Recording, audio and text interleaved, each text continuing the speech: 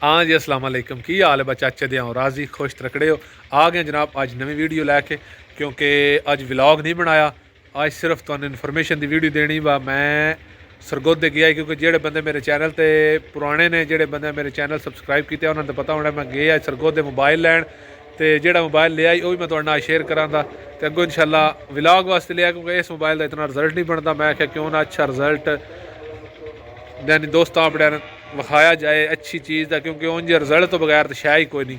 IPhone के रोले हैं, असा भी आईफोन लैन द, तो जितनी यानी जितना अफोर्ड कर सकते हैं वो लैन द। तो मैं तकांदा भी हाँ। तो इस तो जो बंदा चैनल तो नवे चैनल को कर लवे जनाब सबसक्राइब, वीडियो लाइक तो शेयर कर लवे, क्योंकि पैसे बतेरे लाए ने। तो कई वास्ते तो कोई नहीं पैसे होने, लेकिन मेरे वास्ते बतेरे पैसे ने, क्योंकि इतने मैं अफोर्ड कर सकता है बस। तो मोबाइल तो करनी है। हाँ जी, तो यह मोबाइल है जोड़ा मैं खरीदया सिर्फ व्लॉग वास्ते, क्योंकि उंज मेरा काम है जो मेरे को मोबाइल है ना जिसे मैं वीडियो बनाना पाया, ये सैमसंग A32 है। तो उंज मेरे वास्ते ना ही मुकदा फ़ोन सुनने वास्ते या यानी टिकटॉक की वीडियो बनाने वास्ते, लेकिन सारे बंदे रिजल्ट मंगते हैं आईफोन का यूट्यूब ते। 13 12 13 11 अफोर्ड मैं नहीं कर सकता। मैं आ ही किया इतना ही तकरीबन मेरे को पैसे इस टाइम मौजूद आन, यानी आईफोन XS Max है। ये तकरीबन मैंने 73,000 रुपये का लभा है सरगोधे ट्रस्ट प्लाजा सरगोधा मोबाइल वाले ने वो को सही है। वो को माशाल्लाह मोबाइल ठीक होंगे ने। जे ना थोड़ा चक्कर लगे मोबाइल लेना वे लाजमी एक बार तुम वो दुकान का विजिट करना है। तो यह वेख लो यह मोबाइल जे कई आम पुराना हो गया, लेकिन मेरे वास्ते नवा ही है, क्योंकि हूँ तो 13 14 प्रो मैक्स 13 प्रो मैक्स बड़े बड़े मोबाइल आ गए हैं।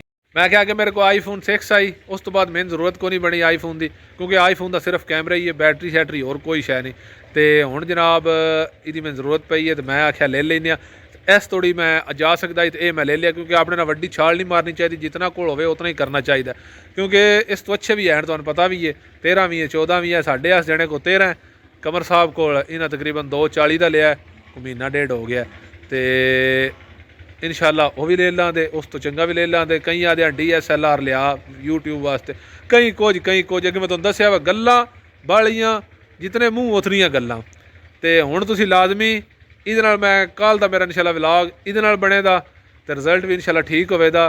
तो वीडियो लाइक तो शेयर करना है, क्योंकि मैं इतने गरीब ने पैसे भरे ने। जो तुसीं फिर भी लाइक या सबसक्राइब नहीं करना तो की फ़ायदा। मैं मोबाइल खूहे में सटना है। मोबाइल मेरे को मैं अगर भी दसिया जो मेरे को 32 है ना, वो बिल्कुल ठीक है, बस व्लॉग वास्ते तो रिजल्ट वास्ते इतना खर्चा किया है।